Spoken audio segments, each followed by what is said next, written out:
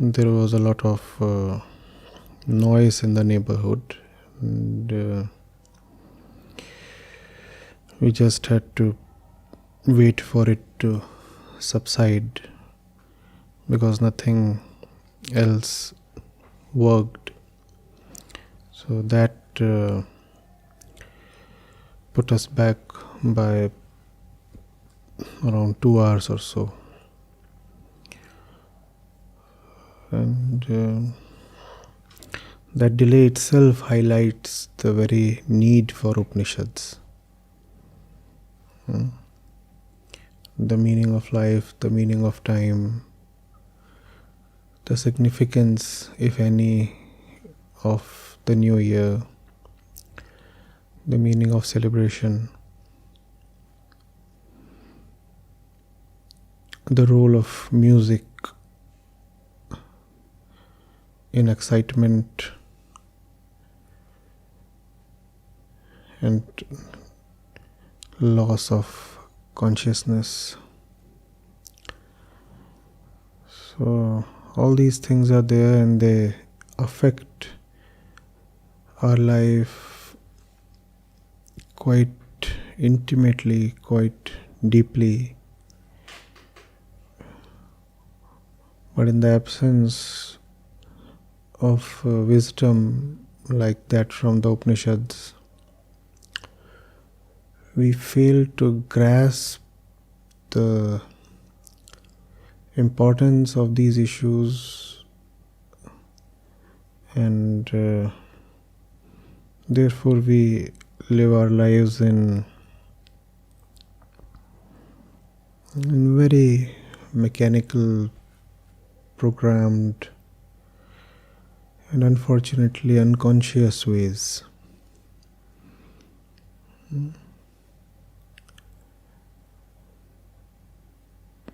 We are on a mission to challenge and change all of that.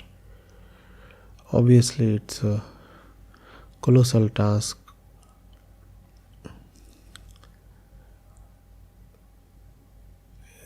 We want to address the youth especially, because they are the most vulnerable section when it comes to Maya, and equally they are the most promising section when it comes to liberation. Unattended, they will fall prey to Maya.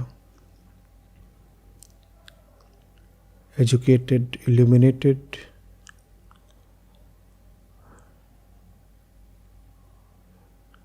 they will find liberation easier than grown-ups and experienced people do, because youth has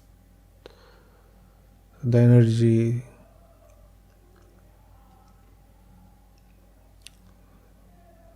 the urge for freedom,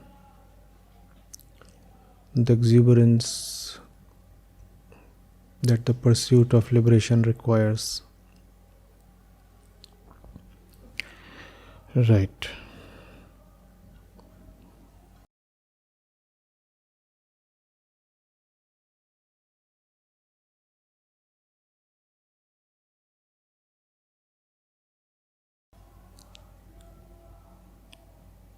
What are the rishis telling us today?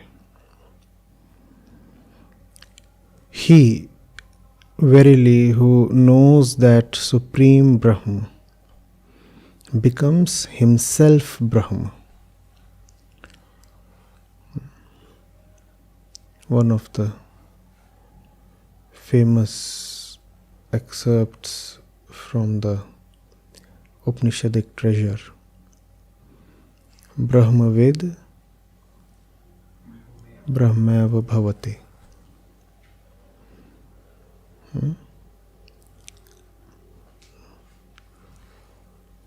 The last word on all duality.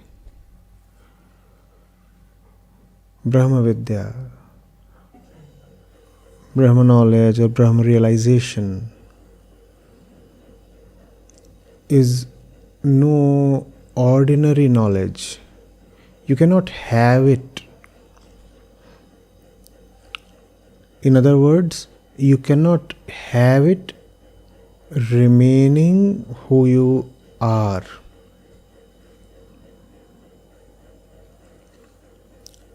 You will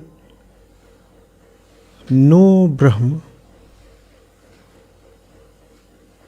only at the cost of losing yourself.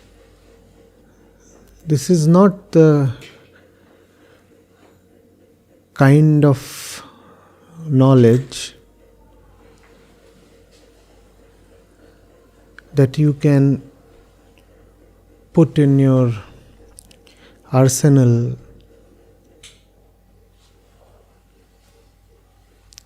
It is not the kind of knowledge that the ego can co-opt.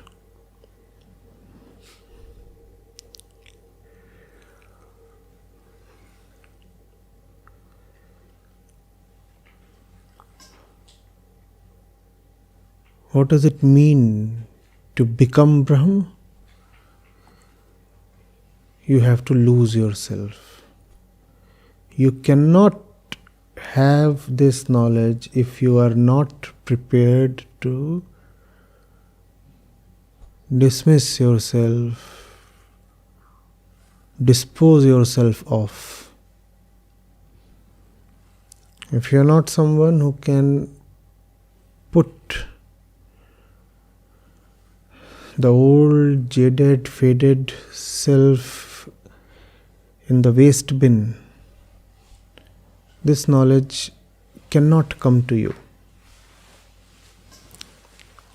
This is not mathematics, this is not medical science, this is not physics, chemistry, this is not even cosmology, this is not even psychology. This is what distinguishes spirituality from all other fields of education.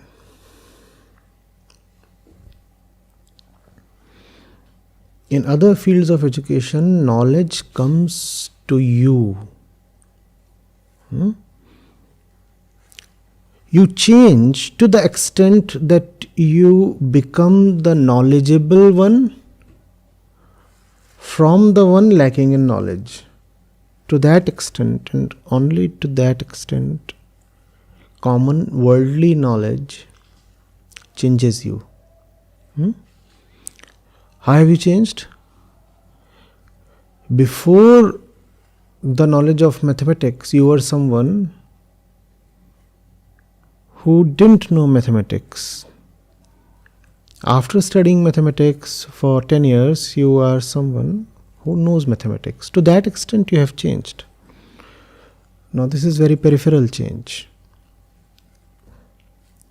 Mathematics didn't change your greed, your anger, your lust, your ignorance. They remained, and remaining, they would now use mathematics to attain their ends. I was greedy before I knew mathematics. I am greedy after I know mathematics. Before mathematics, my greed couldn't expand itself much, couldn't attain its desires to a great extent because I was mathematically handicapped. All greed is of objects, and all objects can be enumerated. So if you want to fulfill your greed, you need knowledge of numbers. because greed involves quantities. Therefore, you require quantitative tools, which is mathematics. Having known mathematics, now I use mathematics to extend my greed to a greater extent. So I have changed in the sense that now I am a knower of mathematics, but I have not changed in the sense that I am still greedy. Not only have I not changed, my old self is happily able to use my new knowledge for its own ancient purposes. You see what happens to knowledgeable and educated people? Their old primitive self uses the new recent knowledge to further its ancient tendencies. The ancient is using the recent. The ancient is using the recent. What's recent? The bleeding edge mobile telephone that you have just bought for a couple of lakh rupees. Right? That's recent. What's ancient? The tendency to befool someone, to trap someone. And that tendency is now finding expression through your most recent acquisition. So it appears that something very recent, very current is happening, but the fact is, what is happening is very, very primitive. Primitive, boring, repetitive.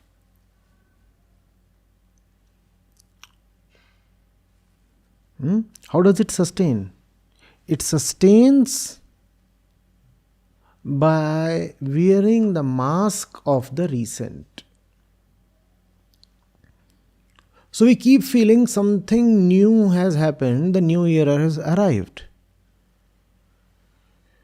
If you could realize that you are moving into the new year with your primordial tendencies, why would you celebrate?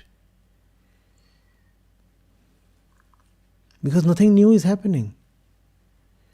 Not that the new cannot happen, but it's not happening at least on this particular date. If you just want to have a shot of entertainment, that's all right. But if you are using this date to signify newness, if you are using this day as a harbinger of change in your life, then you are deceiving yourself. The date has changed, you are the same. You are the same person who was once roaming the jungles. Nothing has inwardly changed.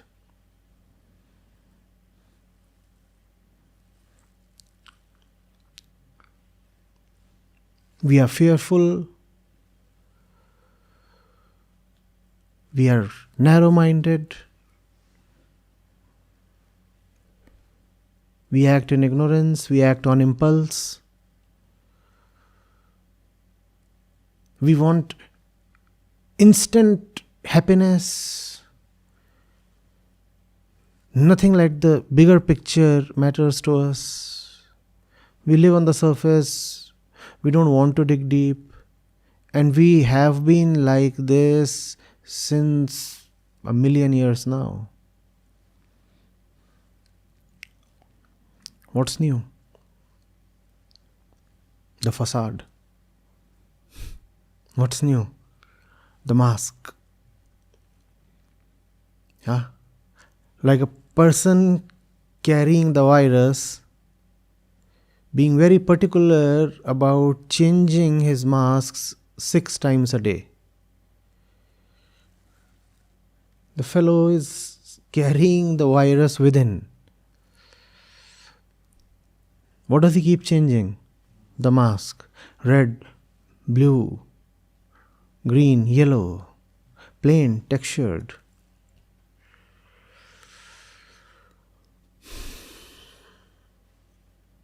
That's what keeps changing. Inwardly, we remain the same and sick. In fact, that's the reason why we require so much celebration, because we have nothing to celebrate. It's ironical, but take it. We require so much celebration exactly because we have nothing worth celebrating in our lives. Now, had you had something worth celebrating in your lives, the celebration would have already happened. It wouldn't have waited for the New Year Eve. No? When you are really blissful, do you postpone your smile? You just smile. You don't say, I'll wait for that particular day and then I'll celebrate. If you have to wait for a particular date, it's a bad date. No?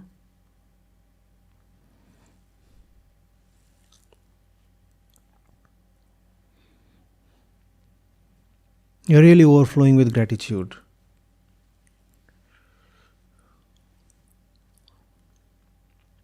You schedule an appointment to hug someone? Do you? If you do, there is no gratitude. Celebration that requires planning betrays a lack of celebration.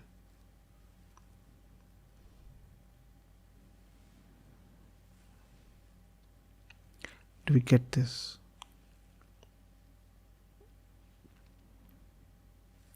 Brahma knowledge is entirely different, but we don't seem to wrap our heads around this thing. We insist that we want to have spiritual knowledge. Now, you cannot have spiritual knowledge. It's just too big for your little container.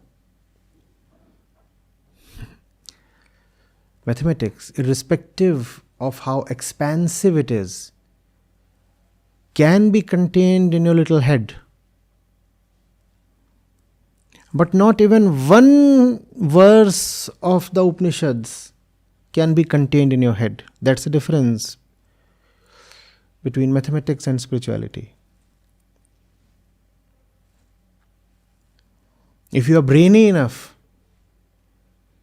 you can have all the mathematics in your head without having changed even a little from your previous self. You have just become more knowledgeable. Your center hasn't changed. Do you get this difference? There's a difference between having more knowledge versus being a different self.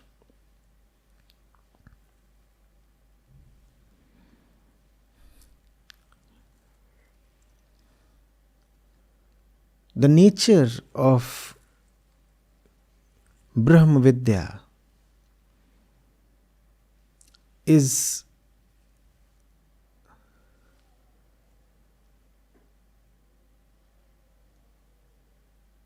negative. It reduces, it demolishes.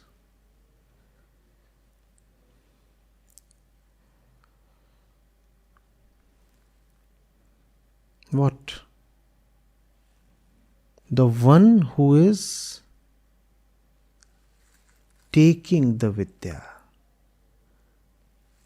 Brahma knowledge is a unique, special kind of knowledge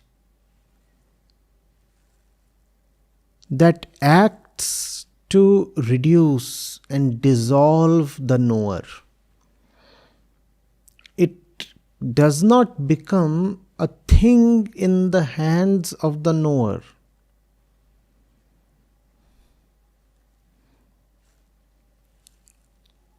it keeps reducing the size and the hands of the knower. You're holding so much in your hands.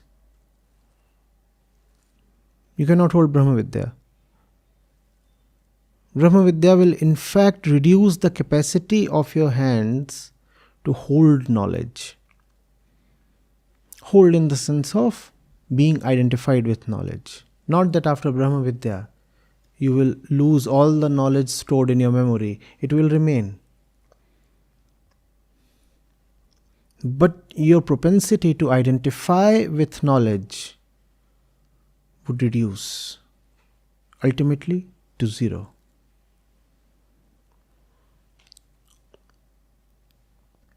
Are you getting it? Think over it, keep contemplating. Brahmavid, Brahmav Bhavati. Are you Brahma yet? If not, then you know nothing of Brahm. Irrespective of the number of years you have listened to the sages and the teachers, you know nothing of Brahm. If you still are yourself, to be Brahm is to not remain yourself, that's all. When it is said that the knower of Brahm becomes Brahm, that does not mean Brahm is some special state that you attain, though that's what the ego would want to believe. I will remain in my Brahm state. I'm still there. It's just that my state has changed to Brahm state. No, Brahm is no state of the ego. Brahm is an absence of the ego. Getting it? So, you want to check whether real spiritual knowledge has come to you. See whether you are still intact. If you still exist, you know nothing of spirituality. If you still exist, you know nothing worth knowing. If you still exist, you only know of things that would corrupt you even further. To be more accurate, if you still exist, you will use everything that you know to corrupt yourself even further. Because that's exactly what the purpose of your existence is. To continue, to remain. I exist and I must continue to exist, irrespective of how wretched I am, irrespective of the stink that arises from me. I must still exist. And if I must exist, then being vulnerable and weak as I am, I must use all my resources just for one purpose, which is self-defense. Mathematics is for self-defense. Psychology is for self-defense. History is for self-defense. Logic is for self-defense. Everything is for self-defense because the ego is inherently very, very weak and therefore insecure and therefore at the risk of perishing any moment. It keeps dying continuously,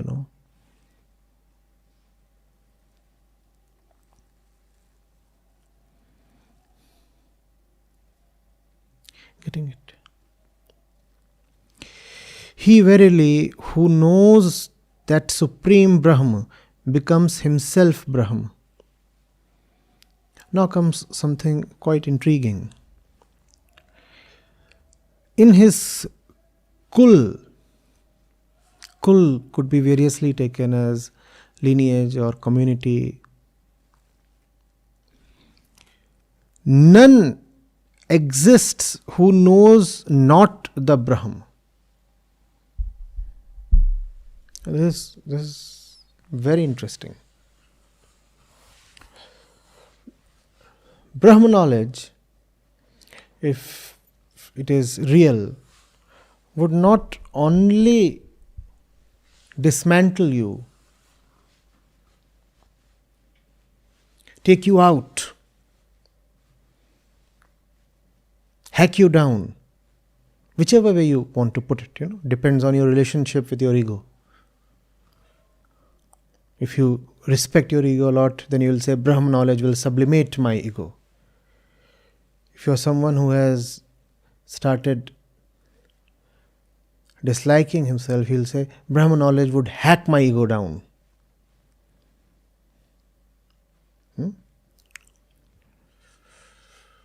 Whichever way you put it, what you want to say is Brahma knowledge lets your ego remain no more. So that was the first part. You do not remain anymore. And then it is said, not only do you not remain anymore, even those around you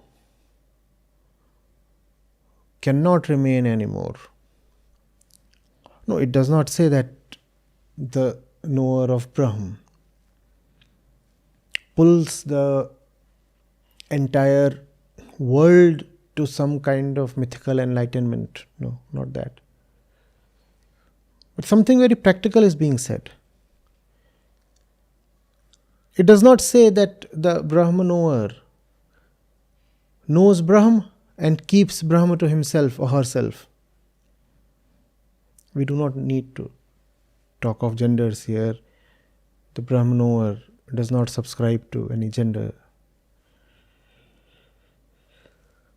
So when I say himself, I refer to both the genders. I could have equally well said herself. Maybe at some point I will.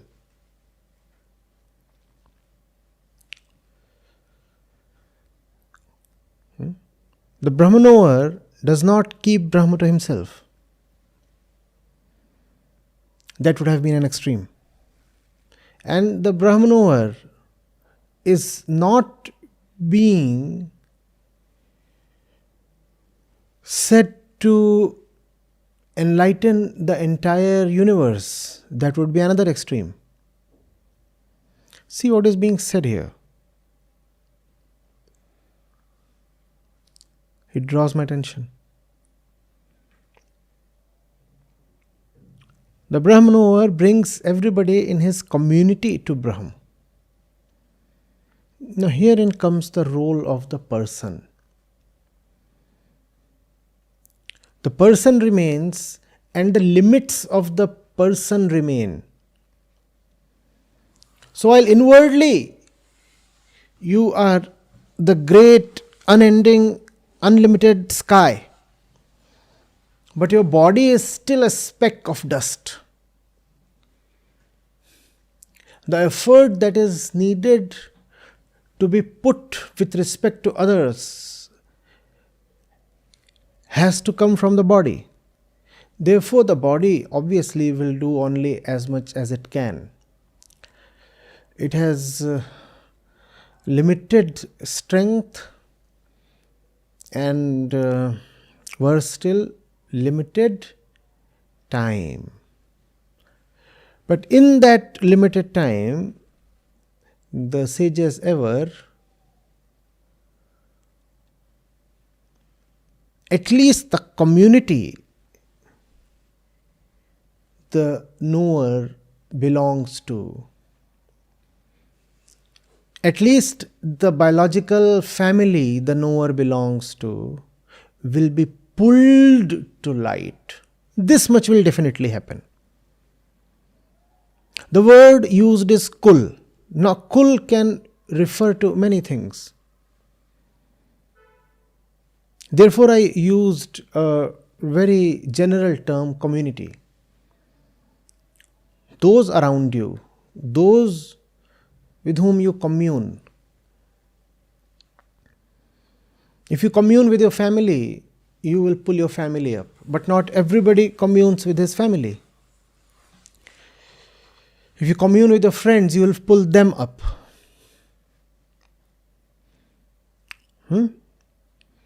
You commune with colleagues in your organization, you will pull them up.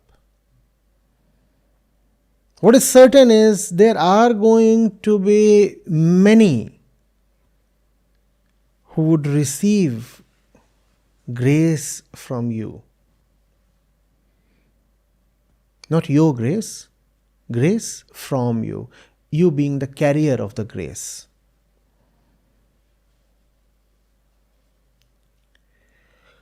Right?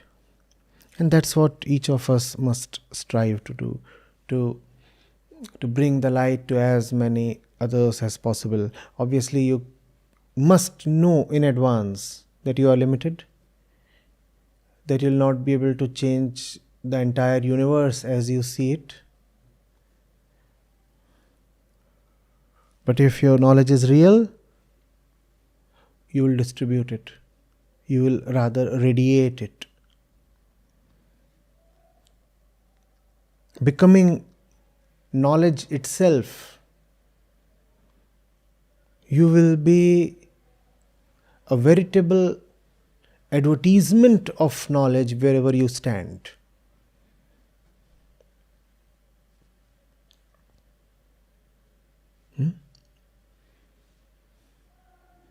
Who is the knower or the Jnani? You could call him an undercover agent of Brahm, a mobile advertisement of Brahm. You have seen those vans whose sides are painted with advertisements? That's the Brahm knower.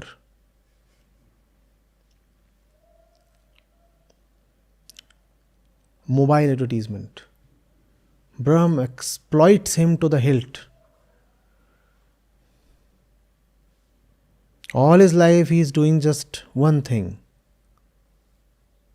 advertising Brahm, making Brahm available and attractive to others.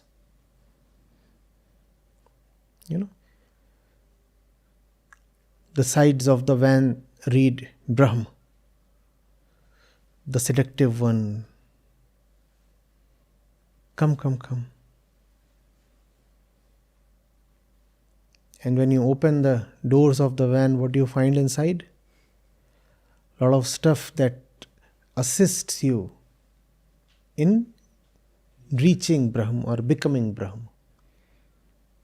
So he is the advertisement as well as the agent. He is the advertisement as well as the delivery point. Unique, no?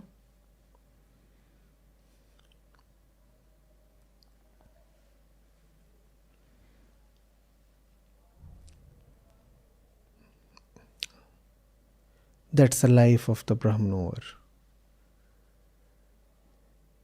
He ends, he comes to life. He comes to life, he brings to life.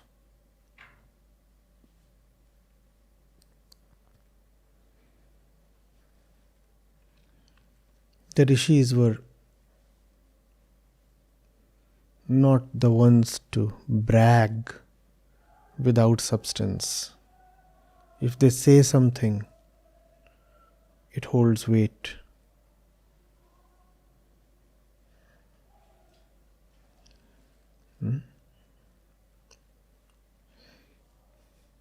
Equally, you must know that given the limitations of your carnal existence, there is only so much that you can do. Great saints transformed the geographies they roamed.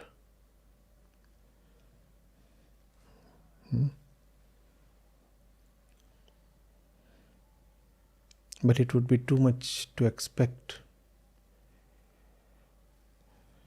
Gautam Buddha to have an effect on Europe in his lifetime. But he crisscrossed the entire northern part of the country, northern and northeastern, and given the limitations of his body and time, did as much as he could.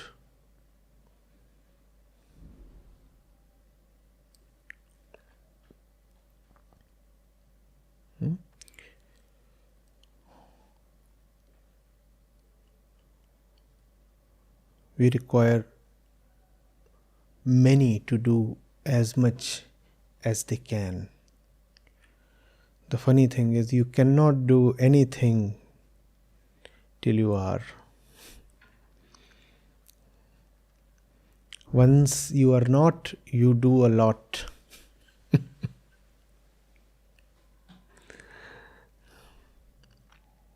If you find yourself unable to do a lot, then you must know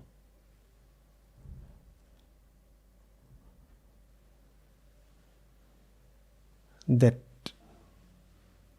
it's still not that you are not.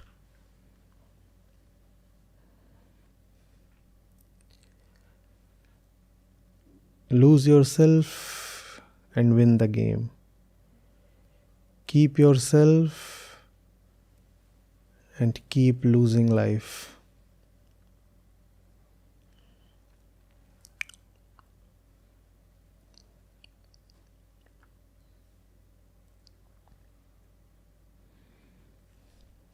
Are we making sense?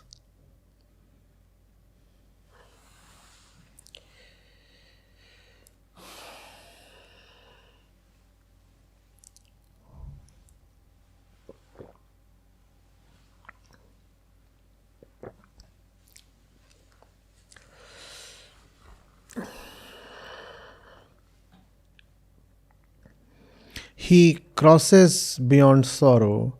He crosses beyond sin. He is delivered from the knotted cord of the secret heart and becomes immortal. Big words. Difficult to comprehend from the limited mind if you want to use your limited means and conventional definitions. He crosses beyond sorrow. What is that? Crosses beyond sin. What is that?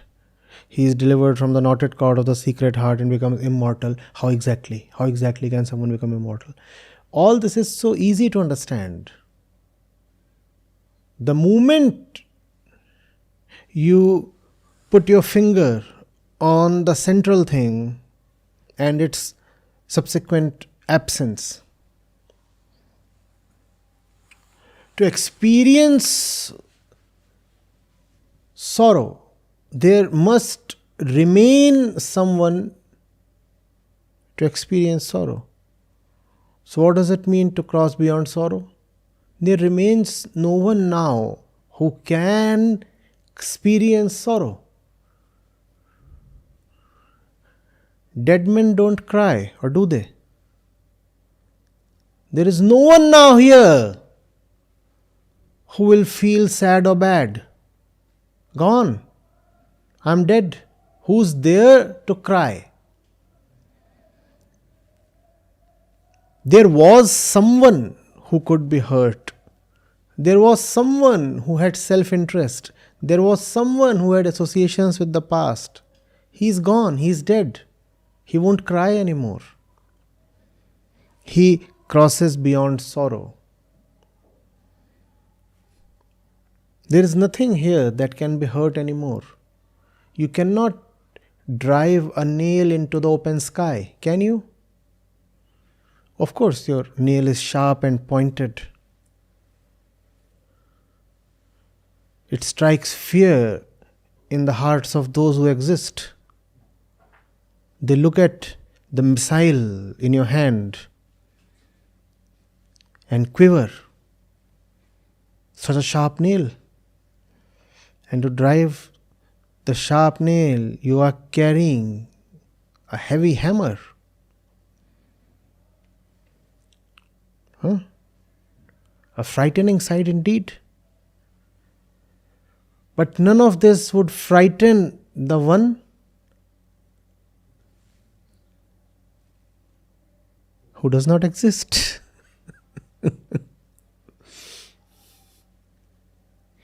I do not exist. What would you drive your nail into?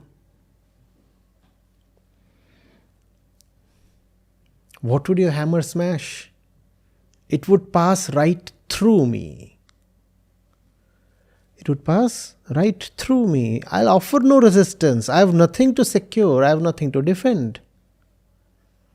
Whatever you say will pass through me because there is nothing here to resist whatever is happening.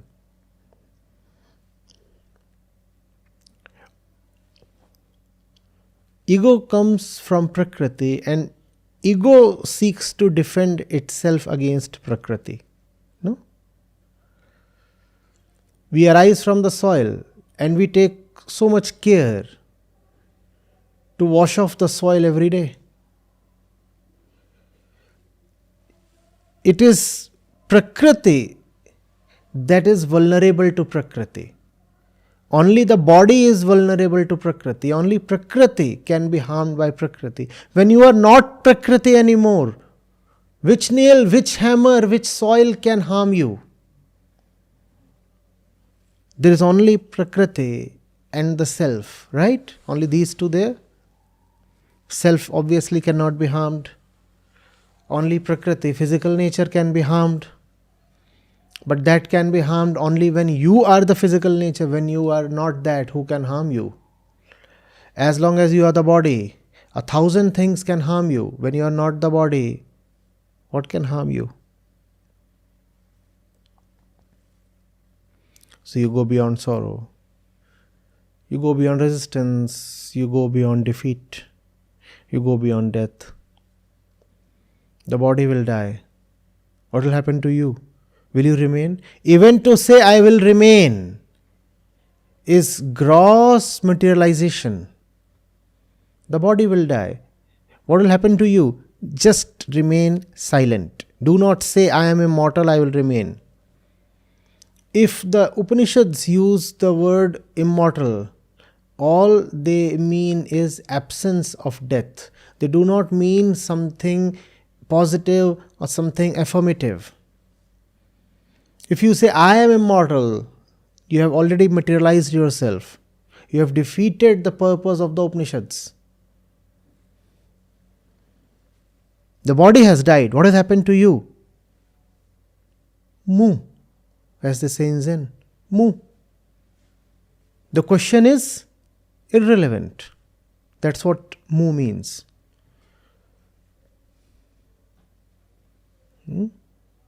Or the question is inviting an answer that is beyond the dimension of the question. Mu. The body will die. What will happen to you? You will still remain, right? Happily, you will survive. Roaming the continents like an invisible supersonic jet with all its stealth cover.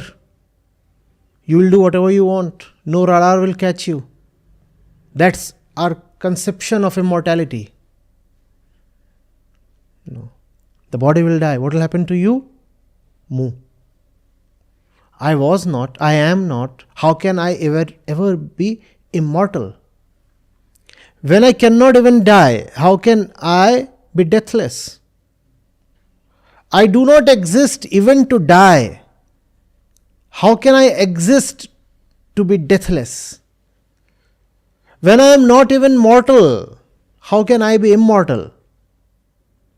I am not. If I am not, how can I be immortal? Because the moment I say I am immortal, I have said I am. You are not mortal. Equally, you are not even immortal. When you say you are mortal, you say I am mortal. Oh, see what you have done. You have ratified the ego. I am. When you say you are immortal, what do you say? I am immortal. Again, the ego is happy. The body will die. The body will die. I do not know.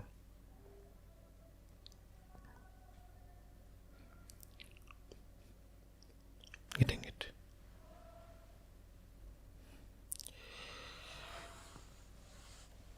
He crosses beyond sin. Why does he cross beyond sin? For sin to exist, there must pre-exist a sinner.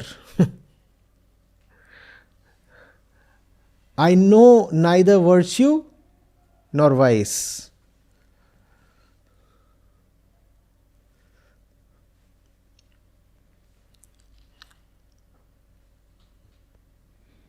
I know no sin. I am incorruptible because I am not. So great I am just because I am not.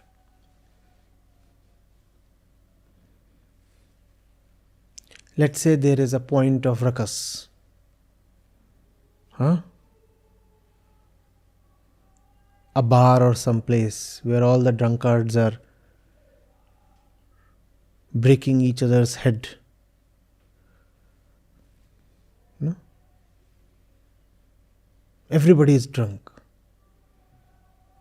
All are crashing into each other.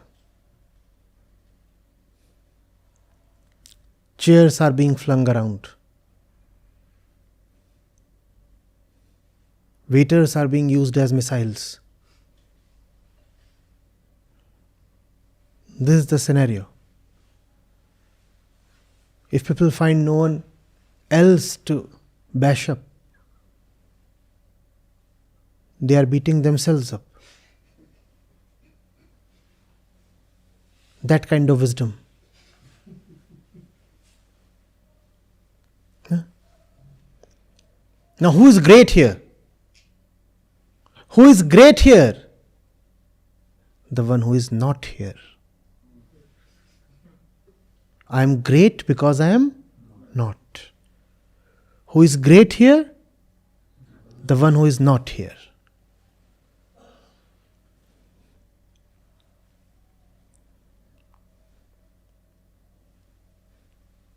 This place of drunkenness is called the world. Who is great in the world? Who is not of the world. If you are a part of that melee, if you are a part of that drama, then you are just like any other person who is a part of that drama. Do not be there.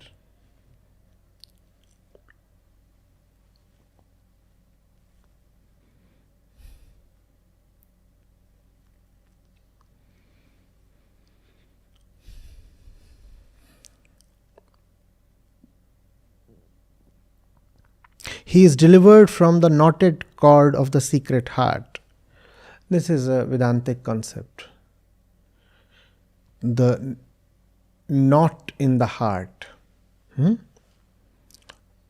This concept exists to explain how the material body and the semi-material consciousness coexist. The sages say there is a secret knot. Otherwise, these two couldn't have coexisted. And the secret knot is the cause of all your suffering. It is the cause of your identification with the material. Consciousness, pure consciousness, is immaterial, right? Then how does it become impure? By identifying with the material? Very inexplicable it is, no? Pure consciousness, pure self, how does it come to identify with impurity?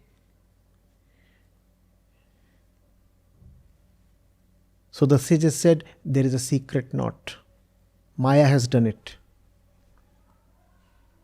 Maya has tied the pure with the impure. Consciousness with the body. Purush with Prakriti. And there is a knot.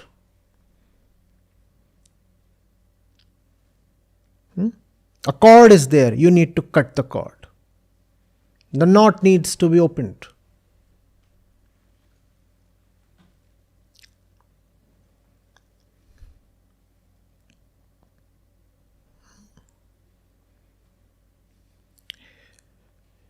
He is delivered from the knotted cord of the secret heart and becomes immortal. The body dies when you are in knots with the body, then you too die. Or at least you think that you are dying or will die. Once that needless connection with the material is severed, there remains no one to die except the body. And then the death of the body is just a thing in Prakriti. It will then no more carry the connotations that it currently does for you, because our consciousness is tied to the body. Therefore, the death of the body becomes so meaningful to us. We feel something devastating is going to happen. No, nothing. Body is just going to pass from one state to the other. Nothing really special is happening.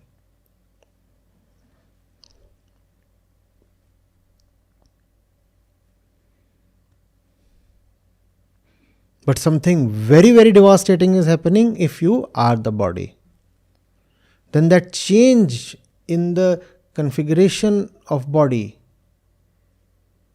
will mean to you your destruction. Who likes to be destroyed?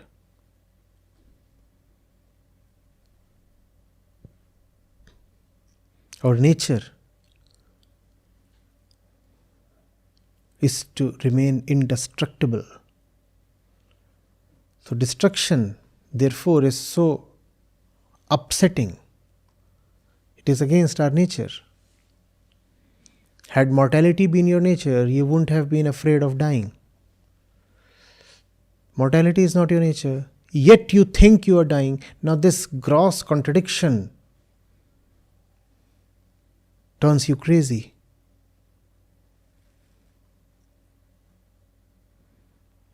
My nature is immortality, and because that's your nature, you don't need to be trained into it. You know it.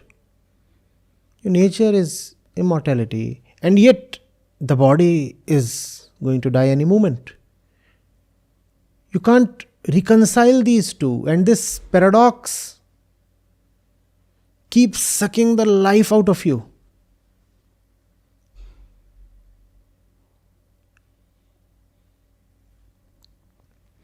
You're getting it?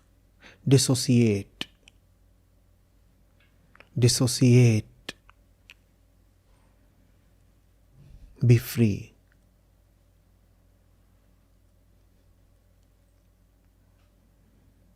Don't patronize your bondages.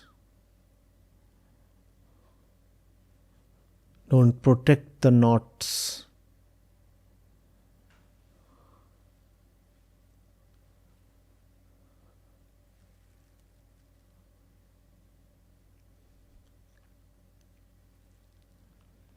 Getting it?